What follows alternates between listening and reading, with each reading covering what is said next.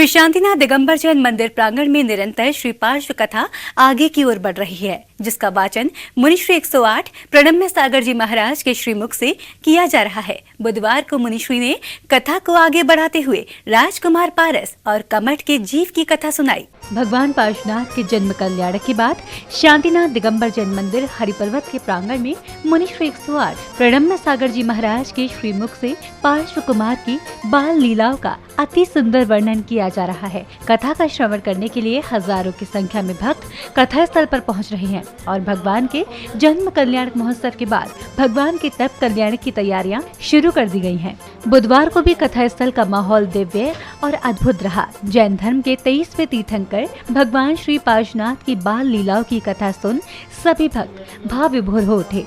यही नहीं, मुनिश्री ने भगवान के पैर के अंगूठे पर बने नाग चिन्ह के बारे में भी बताया कि वह देह में क्या ये सब आकृतियां, ये अनेक तरह के चिन्ह ही भरे हुए रहते हैं, और वह चिन्ह होते हैं तो किस तरह के होते हैं, बारीक होते हैं कि उभरे हुए होते हैं। वह चिन्ह गौर से देखने पर दिखाई देते हैं या पूर्णतया स्पष्ट होते हैं। इस तरह के अनेक प्रश्न आपके दिमाग में आ सकते हैं यदि आप कुछ चिंतन का समय निकालते हो तो।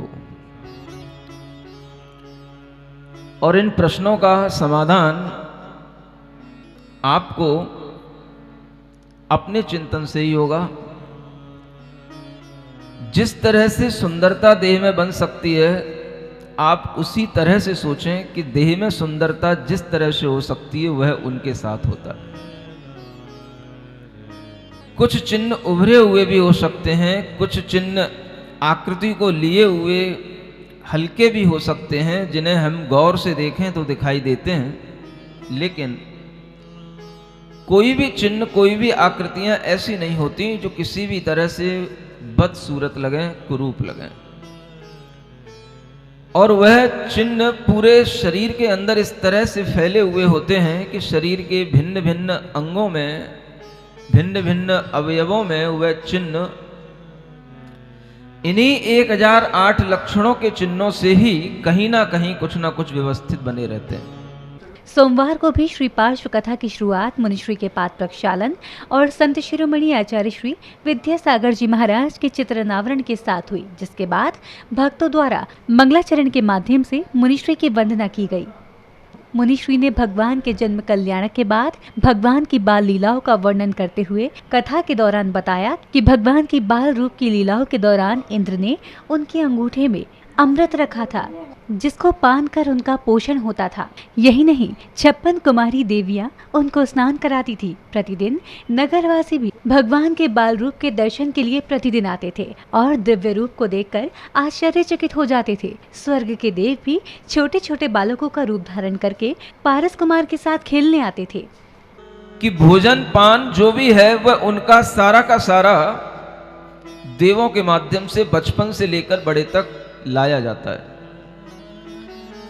देव लोग ही बचपन में अंगूठे में अमृत पिलाते हैं। बड़े होने पर भी वो जो भोजन पान करेंगे वो सब देवों के द्वारा लाया जाएगा। जो भी वस्त्र हैं, आभूषण हैं, वो सभी देवों के द्वारा लाए जाते हैं। और ऐसा एक नियम है, विधि का विधान है कि इन तीर्थंकरों के लिए अलग अलग स्वर्गों के इंद्रों के यहाँ पर अलग अलग पिटारे बने हुए रत्नों के, और वहां पर इनके आभूषण रखे रहते हैं। और वो आभूषण अनादि निधन कहे गए, रमणीय कहे गए हैं। मुनिश्री ने कथा को आगे बढ़ाते हुए बताया कि भगवान जन्म से ही मति, श्रुत, अवधि तीनों ज्ञान के धारक थे। उनका स्वभाव अति सौम्य था। 8 वर्ष की आयु में वे 5 अणुव्रत पालन करने लगे थे।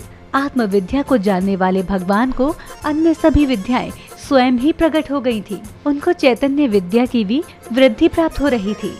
मुनिश्री ने भगवान के युवावस्था का वर्णन करते हुए बताया कि एक बार राजकुमार के माता पिता ने उनसे विवाह के लिए अनुरोध करते हुए किसी सुंदर राज्य कन्या के साथ विवाह करने को कहा, किंतु भूतकाल में ऋषभ आदि तीर्थंकरों ने भी विवाह करके जिस प्रकार माता पिता की इच्छा पूर्ण की थी, उसी प्रकार तुम भी हमारी इच्छा पूर्ण करो। पारस कुमार गंभीरता पूर्वक कहते हैं कि हे माता, ऋषभ देव की बात अलग थी, उनकी आयु तो लंबी थी, मैं सभी बातों में उनके समान नहीं हूँ, मेरी आयु उनकी तुलना में बेहद कम है। अल्पकाल में ही संयम धारण करके मुझे अपनी आत्म साधना को पूर्ण करना है, इसलिए मेरा संसार के बंधन में पड़ना उचित नहीं। मुनिश्री ने कथा में एक बार फिर से नया मोड़ लाते हुए उनके पूर्व जन्मों में वहरी कमट के जीव कथा को सुनाया, जो उस जन्म में भी भगवान पारस कुमार के नाना महिपाल बने हैं, जो कि वामा देवी के पिता है, जो कि हजारों समुद्र की आयु नरक में बिताकर एक बार फिर से मरुभूमि के जीव के समक्ष आ गए हैं। मुनिश्री ने बताया कि महिपाल राजा अपनी पत्नी के मरण के बाद रानी के मरण से दुखी होकर तपस्वी बन गए। अज्ञानता पूर्वक कुपथ करते हुए एक बार बनारस नगरी में आकर वन में पंचाग्नि तप करने लगे। इस दौरान उनका सामना राजकुमार पारस कुमार से हुआ, जो कि इस जन्म में महिपाल के पोते बने थे। राजकुमार द्वारा महिपाल तपसी की वंदना नहीं करने पर महिपाल क्रोधित हो उठे और मुनिश्री ने कथा को आगे बढ़ाते हुए बताया कि किस पर महिपाल गुस्से में एक बड़े वृक्ष के तने को काटता है, जिसमें नाग नागिन का जोड़ा था। भगवान के बताने के बाद भी वे उनकी नहीं मानते और कुल्हाड़ी से उस तने को महिपाल क्रोध में काट देता है, जिसके प्रहार से नाग नागिन क्षतिग्रस्त हो जाते हैं। ऐसे में राजकुमार नाग नागिन के जोड़े को नमोकार मंत्र सुनाते हैं, जिसे वह अपना देह त्याग कर पंच परमेष्ठी भगवान की शरण में चले गए, जिस कारण वे अगले जन्म में भवनवासी देव में धरणेन्द्र देव और पद्मावती देवी बनी। और उसने उसी समय पर जिस लकड़ी को चीरने के लिए उसने कुल्हाड़ी मारी थी, उसी लकड़ी के अंदर से उसने नाग और नागनी निकलते हुए दिखाए और बताया, देखो तुमने कितना बड़ा अधर्म किया, कितना बड़ा पाप किया। जिस तपस्या में जीवों के प्रति दया नहीं होती, वह तपस्या व्यर्थ होती है। तुम व्यर्थ में इस तापस का भार धारण करके अपने आप को तपस्वी समझ रहे हो। ज्ञान बिना नित काया कसे, करुणा तेरे और नहीं बसे।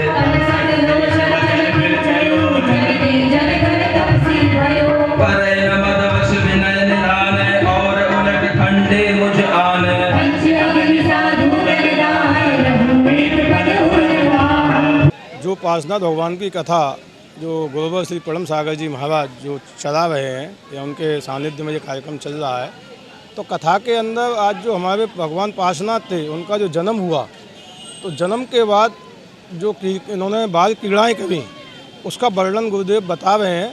और अब जो है आज जो कथा का जो सार रहा, उसके अंदर महाराज पार्श्वनाथ भगवान 30 वर्ष की उम्र के हो चुके हैं। और जब वो शहर करने के लिए वन में गए, तो उन्होंने ये वन में जाकर के देखा कि एक तपसी मुनि जो है यज्ञ कर रहा था। तो जब यज्ञ कर रहा था, तो उन्होंने अपने अंतर ध्यान से इस चीज़ को देखा कि जो लकड़ियाँ वो काट रहा था, उसके अंदर नाग नागिन का जोड़ा था। तो महाराज उन्होंने पास प्रभु ने, यानी पास कुमार कहें, पास प्रभु तो आगे बनेंगे ही, लेकिन सब पास कुमार ने जब उनको टोका कि हे तपसी महाराज, आप ये क्या कर रहे हैं, इसके अंदर तो नाग नागिन का जोड़ा है। लेकिन वो तपसी जो है किसी भी कारण से अपने योग्यता के अनुसार कहो या अहम के कारण वो इस चीज़ को नहीं माना। जो पास प्रभु ने कहा वो नहीं माना। अब निरंतर वो उस पर लकड़ी का प्रहार करता रहा, जिससे नाग नागिनी का जो जोड़ा था वो क्षतिग्रस्त हो गया। और क्षतिग्रस्त होने के बाद जब पास प्रभु ने उनको बहुत समझाया कि बोले भाई आप मान जाओ, लेकिन उन्होंने किसी प्रकार से नहीं माने। तो फिर पार्श्वनाथ भगवान ने उनको जो है नाग नागिन के जोड़े को ड़मोकार मंत्र सुनाया। और ड़मोकार मंत्र जब उन्होंने सुनाया, तो वो दोनों नाग नागिन का जोड़ा स्वर्गलोक से धार गए। पारस जैन नाम है मेरा, और आज मैं पार्श्वनाथ भगवान बना था। मुझे इतना बढ़िया अवसर प्राप्त हुआ महाराज जी के सानिध्य में। मुझे बहुत ही अच्छा लगा। मेरे पूरे ग्रुप के साथ, हम लोग बेलेगंज ग्रुप के हैं, और बहुत ही अच्छा लग रहा है। और आगमवाणी चैनल और जिनवाड़ी चैनल ने हमारा बहुत सपोर्ट किया, और आप सभी को बहुत बहुत धन्यवाद। आज क्या कुछ कथा के दौरान हुआ है? आज बहुत अच्छा लगा। आज महाराज जी ने बताया कि कमट को इतना गुस्सा आता है, वो अपने आग में नाग नागिन को जलते हुए देखकर पार्श्वनाथ भगवान को बहुत ही दया भाव आ जाते हैं, तो उनको वो बचाते हैं। फिर वो मरकर वो पद्मावती धरणेन्द्र होते हैं। ऐसा जय जैन, मेरा नाम अंश है और मुझे कल बहुत अच्छा लगा था। मैं कल पार्षद भगवान बना था और वो तो मेरी कोई प्रैक्टिस भी नहीं थी, वो तो अंकल ने एकदम ही लगा दिया और मैंने कर आया। आज मैं वो बना था, कमट बना था। बता दें कि श्री पार्श्व कथा के माध्यम से भक्तों को तीर्थंकरों के बारे में भी जानने का मौका मिल रहा है। कथा ही कथा के माध्यम से जैन समाज के बच्चों में संस्कार भी रोपित किए जा रहे हैं। बेलनगंज के बच्चों ने पार्श्व कथा के दौरान कथा का नाटकीय रूपांतरण प्रस्तुत किया, तो वहीं कथा जैसे जैसे आगे बढ़ रही है तो वहीं आगे की कथा जानने की उत्सुकता भी भक्तजनों में बढ़ रही है। MD Jain inter college, Hariparvat, Agra, Uttar Pradesh से ब्यूरो रिपोर्ट।